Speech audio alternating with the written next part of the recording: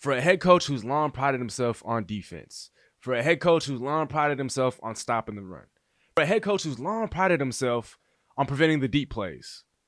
How's that turned out for head coach Pete Carroll so far? Oh, I'll tell you what. This season, Seattle's pass defense is 30th against the pass. This season, Seattle's run defense is 31st against the run. And this season, Seattle's defense is last, dead last in the NFL overall. Not only that, Seattle's defense has allowed 450 plus yards in every single game this season. Not only are they the worst defense in all of football, they're also on pace to be the worst defense in all of NFL history. And we thought last season was bad. Could it be possible that the NFL has evolved and Pete Carroll has not? Could it be possible that Pete Carroll is in over his head? Could it be possible that Pete Carroll is overrated? Could it be possible that Pete Carroll has not had full control of the locker room since Super Bowl 49? I hate to say it, but because everyone else is scared to say it, somebody got to say it. Head coach Pete Carroll is holding the Seattle Seahawks back. Before we hop into it, to all my sports bettors out there, I got a little something for y'all. Be sure to use our promo code STEEZY on all your sports bets on betus.com to receive a 125% sign-up bonus on your first deposit on up to $2,500. And don't forget, you do have to be 18 to bet in the US, so just be sure to keep that in mind. But be sure to use our promo code and get some free cash. Now let's hop into it, shall we? Here comes the, y'all don't really want it like that. Yeah. Here comes the. Not only is head coach Pete Carroll the head coach of the Seattle Seahawks, he also happens to be the president of football operations. And to those of y'all who don't know what that means, that essentially means that he has final say over all roster decisions and over all personnel. John Schneider does have some of that power. He is the guy that's conducting trades. John Schneider is the guy that's signing players, is the guy that's releasing players, is the guy that's bringing players onto the football team. But at the end of the day, head coach Pete Carroll is the one who has final say. That being said, not only has Pete Carroll's performance as a head coach gotten worse with each passing year, his decision-making as the president of this football team has been just as awful. I don't remember any impact players Seattle has drafted in the first round since, honestly, 2010, when Earl Thomas was drafted. And I understand DK Metcalf was a steal in the second round. I understand Tyler Lockett was a steal back in the third round. But in the last couple of years, what has head coach Pete Carroll done through the draft? That's not the only indictment on him. I also feel that Pete Carroll's holding his team back because he's not really allowing Russell Wilson to flourish. He's holding Russell Wilson back. I think he has too much autonomy, not only over the defense, but over the offense.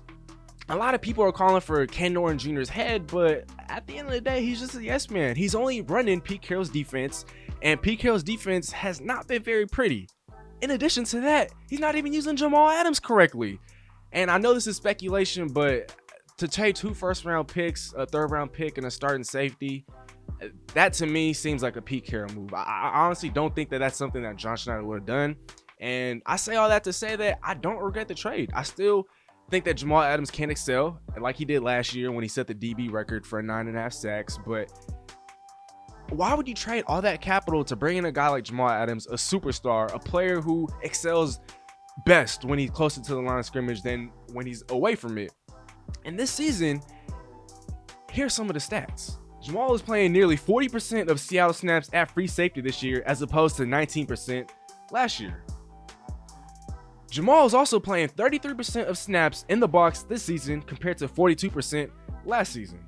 And this season, he's averaging 5 fewer pass rushing snaps at 3.4 as opposed to the 8.25 that he averaged last year. All those stats are courtesy of ESPN stats and information. And to me, that's just very puzzling. Why bring in a guy that excels near the line of scrimmage and play him away from the line of scrimmage? And if you guys have been paying attention to his post-game pressers and all of his comments and interviews or whatnot, Pete is just on record saying that, oh, you know, it hasn't been in the game plan, or, oh, we're not seeing the formations that we want to see to be able to put Jamal in those places. And what sense does that make? I'm not saying that Jamal is awful in coverage. I just think that he's being put in the wrong positions. He's not being surrounded by the right personnel, and he's not playing in the right scheme. He's not being used correctly. Now, do you guys recall the games against the Minnesota Vikings and the San Francisco 49ers? In particular, against the San Francisco 49ers, Jamal was absolutely brilliant in coverage. If I'm not mistaken, there were about 6 or 7 targets in his direction, and he only allowed 1 or 2 receptions. He had multiple crucial third down stops while he was in coverage against George Kittle, and he looked phenomenal. Part of the reason why he looked phenomenal is the fact that Seattle's deploying more of a dime package, more dime personnel. So that means there are more DBs on the football field. Now, for a guy like Jamal Adams, who isn't the best coverage guy in the world, if he's on the field being surrounded by other DBs, namely Ryan Neal, Ugo Amadi, Marquise Blair, on top of DJ Reed, Sidney Jones, and all those guys in the secondary, naturally, he's going to look better. And so for Seattle to not revert back or to not go back to using more dime personnel against a loaded and an explosive passing offense that is the LA Rams, that is just very puzzling to me. The only adjustments that he seemed to have made this year have been against San Fran. In the first half, they were absolutely horrific. In the second half, they were able to turn it around. Like I said, they deployed more dime personnel. They brought more DBs onto the football field. Hence, they were able to stop Trey Lance. In all the other games this season, Seattle has failed to make adjustments. And I've been on record saying this on NorbCam's channel, but the failure or the lack of making adjustments, isn't that on the head coach? Seattle has been an absolutely dominant team in only one half, and not in any particular half this season, but let's run back through the season, shall we? Week 1 against the Indianapolis Colts, right? Seattle's absolutely phenomenal in the first half. They have a lackadaisical second half, but they still end up beating the Indianapolis Colts because they are the Indianapolis Colts. Week 2 against the Tennessee Titans. Seattle completely shuts down Derrick Henry and the Tennessee Titans offense. They go into halftime with a double-digit lead. What happens in the second half in overtime? They choke. Third game against the Minnesota Vikings. They're up at halftime 17-7. And in the second half, they don't score any points. In the second half, they're bleeding yardage. In the second half, they choke the game away and lose. In the fourth game against the San Francisco 49ers, like I just mentioned, in the first half, absolutely horrific. Second half, they made adjustments for the first time in what seems like an eternity, and they ended up winning the football game. First half. Now, this is really what I want to touch on. First half against the LA Rams. That absolutely explosive Rams passing attack looked absolutely abysmal in the first half against the Seattle Seahawks. Not only were they 0 for 5 on third down in the first half, and they ended up finishing 2 for 10 on third down throughout the entirety of the game, Seattle had an interception, courtesy of Quandre Diggs. Seattle had a sack, courtesy of Darrell Taylor. Matthew Stafford looked completely rattled. He was overthrowing receivers left and right. He was underthrowing receivers left and right. And he was missing wide open receivers left and right. And then come the second half, that's where everything unraveled. In the third quarter, they just completely, I can't even explain what happened. I don't know what happened. And I'm not saying that you take Pete Carroll away, you bring in another coach, and this team is all of a sudden Super Bowl caliber on defense. That's not what I'm saying. What I'm saying is that head coach Pete Carroll, his time is up. He's the failure, the lack of adjustments, the fact that, look at how he's even managing games. You guys remember that 4th down call, 4th and 2 on the Rams 29-yard line in the first quarter with the game 0-0? After being stuffed on third down with Alex Collins, Pete Carroll, instead of putting the ball in Russell Wilson's hands, ends up getting stuffed on 4th down. Alex Collins, they decide to run him up the gut against the best defender in football in Aaron Donald. And so stuff like that, he didn't take the points. There's numerous other situations in which he hasn't been able to manage the clock correctly. He's making the wrong decisions on 4th down. The defense is absolutely horrendous. How can you be a head coach that prides yourself on defense and the defense ends up performing like this? First of all, you're not putting guys in the right position. You're not using what works. So when you use dime package or more dime package personnel against the Niners, and then you go into the next game and you barely use that at all. Trey Flowers, he's been a fixture in the Seattle defense for the last couple of seasons, and despite his continuous amount of failures, Pete Carroll kept insisting on having him in the starting lineup up until he was finally released just yesterday. I don't understand what's going on with Pete Carroll. Like I said in the beginning of this video, he just might be in over his head, and he just might be the reason why Russell Wilson is pushed out the door. Thankfully, well, I don't want to say thankfully, but this could be a blessing in disguise. Russell Wilson's injury, a lot of people are assuming that, oh yeah, this is a lost season for Seattle. He's out of Seattle. I think not. I think that with Russ actually getting injured, that might put a halt into his plans. I truly believe that Russell Wilson's the type of competitor in which he can't leave Seattle on this note. He knows that he got injured, and he knows that even though he's only going to miss, well, let's say 3, 4, 5 games max, no matter what happens this season, he can't leave Seattle on this note. But something has to change. And with head coach Pete Carroll, like I said at the beginning, we appreciate everything that he's done. I'm not saying that he's not a great head coach. He used to be a great head coach, but to use the excuse that, oh, he's done this for us in the past, or to use the excuse that, you know, this is what he once did, that is not going to help him in today's NFL. Look at how awful that defense is. Ever since the Legion of Boom dismantled, the defense has gotten progressively worse. And I understand when the Legion of Boom disassembled, a lot of people were giving Pete Carroll a couple of years to rebuild and to retool the defense. Well, how has that turned out? They traded for guys like Quandre Diggs. They traded for guys like Jamal Adams. They've drafted and invested heavy capital in Jordan Brooks, LJ Collier, traded for Carlos Dunlap, gave Bobby Wagner top-notch money.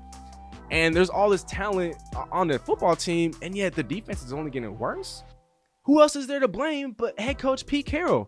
And the fact that he chooses to have such autonomy over the offense, he's not willing to hand the reins over to Russell Wilson because he's turning the football over. To me, that just does not make sense. How do you have a top 5 quarterback and instead want to run the football? What head coach has the luxury of having a top 5 quarterback and doesn't want to use a top 5 quarterback? To me, that makes absolutely no sense. And unless Pete Carroll is able to suddenly work his magic, and if Seattle's to go undefeated, which is highly unlikely, by the way, but if they're to go undefeated in Russell Wilson's absence, then maybe head coach Pete Carroll deserves another shot to stick around. But you combine the fact that he's been absolutely terrible at making adjustments. He's been absolutely terrible at adjusting his scheme. He's been absolutely terrible at putting his players in the right position to succeed. He's been absolutely terrible at running the football team as far as making draft picks, trading for different guys, signing different players.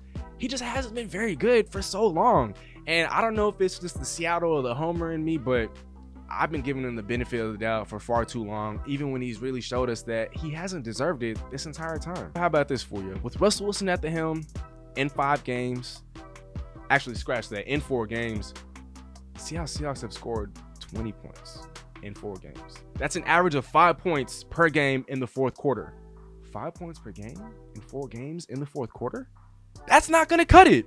With Geno Smith at the helm, yes, the offense looked better, but they were running more up-tempo. They were using more intermediate to short routes, and LA was playing some prevent, and so, you know, that made him look a little better than what he probably is. But all those things being said, the ugly truth about the Seattle Seahawks is that head coach Pete Carroll is holding this football team back. He's making this football team worse. He hasn't been what he once was, and he's not only been ruining this team by his lack of competence as a head coach, he's failed to evolve with the rest of the league. He's failed to make adjustments. I can't stop saying that. He's also failed this team as the de facto GM, as the guy that has all this power, as the guy that's making all these moves. He's failed this football team.